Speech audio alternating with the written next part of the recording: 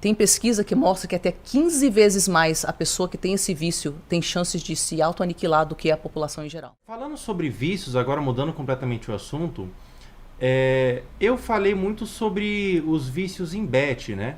Um tempo atrás eu falei bastante porque muita gente mandava mensagem falando, cara, eu tô viciado. E aqui na live mesmo eu vi um comentário de um rapaz falando assim, pô, tô viciado em aposta, como que faz? O que você diria para alguém que tá viciado em aposta? Porque é muito viciante, né? É muito viciante. Às vezes você vai brincar um pouquinho, você é fisgado e fica viciado. O que você diria para alguém que tem esse vício? Assim, cara, por um lado, infelizmente, é o pior vício que tem. A da aposta. Fora o álcool. O álcool é o pior vício e a aposta é o segundo pior vício. O álcool é a pior substância que tem. Mais do que o cigarro? Mais do que o cigarro. Mais do que o crack? Cara... A coca? A mistura com coca e álcool, aí é o ápice do pior de todos. E é muito comum. E é muito comum. Muito comum. Muito, muito comum. E por que eu digo que apostas é o pior vício, a pior compulsão que tem? Tem a mais alta taxa de suicídio de todos os vícios. É mesmo? Você não está entendendo a devastação que é. Tem pesquisa que mostra que até 15 vezes mais a pessoa que tem esse vício tem chances de se auto-aniquilar do que a população em geral. Caramba! É muito devastador. Por isso que o seu posicionamento teve uma importância que, de repente, até você não soubesse do quanto é importante. É o pior vício que tem. Então, existe muita culpa, muita vergonha. A pessoa se vê mentindo para os familiares, ela se vê roubando. Às vezes é uma mentalidade de... no próximo jogo eu vou conseguir reaver. Mas às vezes é uma mentalidade de grandiosidade eufórica. Tipo, a pessoa tem certeza que ela vai ganhar. E a realidade é que a maioria das pessoas que tem vício em aposta vai ter que ser abandonado por tudo e todos. Vai ter que chegar no fundo de poço. É aí que elas buscam terapia. A maioria delas... delas não, mas uma grande quantidade tem ideação. Tem pesquisas que mostram de 80%, um bagulho assim, muito, uns 30% consegue. Ideação suicida, 80% das pessoas têm depende da pesquisa, tá? Dependendo da pesquisa, uns 30% consegue dos que tentam, então é muita coisa. É uma taxa maior que o transtorno de personalidade borderline. Caramba! Mais pessoas viciadas em aposta conseguem se suicidam do que pessoas com borderline. Exatamente. Você entender o nível do negócio, tá? E aí aonde que eu vou puxar? Para onde que eu vou puxar essa conversa? 90% dessas pessoas têm pelo menos um diagnóstico de transtorno mental que precede a aposta. 60% tem pelo menos 3 diagnósticos de transtornos mentais. O que eu tô falando para você, se fulano faz aposta, Beltrano faz aposta, por que Beltrano se vicia e fulano não? Lembra que eu te falei que a gente tem experiências que modulam o nosso sistema neurológico de forma que os neurotransmissores que nos ajudariam a, por exemplo, sentir regulação no vínculo, que é algo que diminui minha ansiedade, diminui minha solidão. Aí eu não tenho tanta razão para buscar euforia fora de mim. Né? Se eu estou num ambiente tranquilo, então a minha endorfina funciona para diminuir minha dor. Aí eu não tenho tanta razão para buscar algo fora de mim. Então, o que eu estou querendo falar é que é muito bem documentado na literatura científica a ligação entre uma infância e adolescência difícil e predisposição para todos os transtornos mentais, inclusive aposta. Então, uma das coisas que essa pessoa pode fazer é entender que em quase todos os casos ela tem condições anteriores à aposta. Ela está usando a aposta para regular coisas tortas do sistema neurológico dela que foram criadas em momentos de muita dor, muito caos, que às vezes ela nem tem noção que aquilo não é normal. Então, tem condições mentais que vêm antes da aposta, antes do vício em aposta, em 9 de 10 casos. 9 de 10 casos.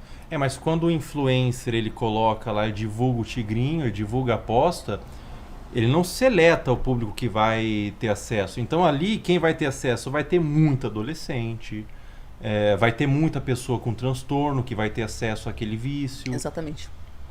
Puxa, muito perigoso. Por isso que é perigoso pra caramba. O que você acha desses influencers que divulgam o tigrinho? Porque, pra mim, eu sempre tive entendimento quando eu vi que você tá colaborando para o vício das pessoas, né? Eu acho que qualquer pessoa que tem uma plataforma, num mundo ideal, teria uma responsabilidade de refletir a respeito de como que a pessoa vai usar a plataforma dela, né, meu? Então, tipo, você escolhe usar a sua plataforma para trazer povo para falar de saúde mental. Você poderia fazer divulgação de tigrinho, se você quisesse, Sim. né? Mas nem todo mundo tem os mesmos valores, né? Então, tipo assim, eu vi um vídeo seu que você falou um negócio que eu falei, que bom que ele falou isso. Porque sim, o influencer tem a responsabilidade sobre a forma que ele usa a plataforma dele. Mas eu convido as pessoas a refletirem a respeito de quem que elas colocam em evidência. Você falou algo assim em algum vídeo seu sobre esse assunto. Tipo, gente, reflita sobre para quem que você dá ibope, né? Uhum. Porque claro que o influencer tem a responsabilidade dele. Mas eu acho que pra gente é relevante pegar o celular, fazer uma limpeza nas pessoas que a gente segue de tempos em tempos e percebendo quando a gente entra no TikTok, no Instagram, se a nossa bússola interna tá falando errado isso aqui. E quando ela fala isso, vai falando, não tem interesse, não tem interesse, não tem interesse. Vamos assumir a nossa parcela de responsabilidade. Claro, eu não pedi para ter transtornos, eu não pedi para ser jovem e ver alguém fazendo esse negócio do tigrinho, eu não pedi para eu, né, espontaneamente começar a fazer isso e acabar ficando viciado. Mas vamos ter maior consciência de que aquilo ao qual a gente se expõe coloca certas pessoas em evidência e também nos predispõe a ficar normalizando certas coisas. Eu não tô falando isso para culpar as pessoas. Eu acabei de falar que é uma situação devastadora e tem transtornos mentais que precedem. Eu digo como povo, como pessoas que estão assistindo isso. Vamos refletir a respeito das pessoas para as quais a gente dá ibope. Vamos fazer essa limpeza de tempos em tempos no nosso Instagram, no nosso YouTube. YouTube talvez não seja tão problemático, não sei. No nosso TikTok. Pra gente proteger nosso cérebro, pra gente proteger nosso bem-estar. O indivíduo mesmo filtrar o que ele segue, o que ele consome, né?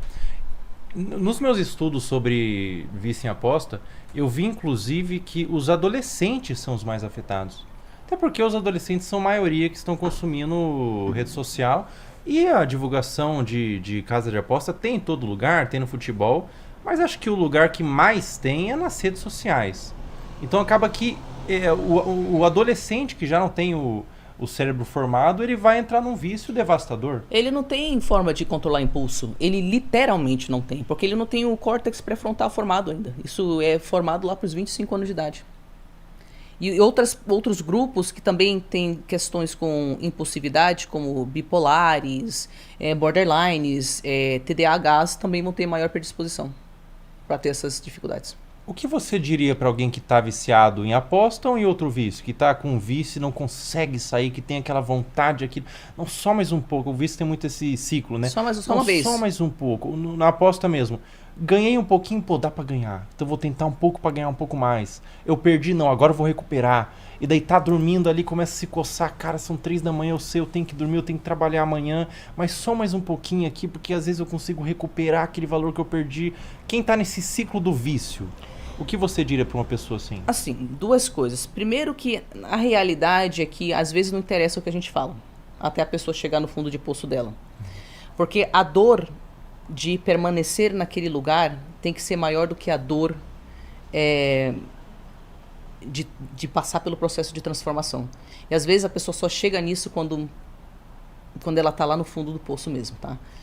Perdeu tudo, perdeu família. Inclusive para narcisistas, geralmente é aí que eles buscam terapia de fato. Né? É quando eles perderam todo mundo.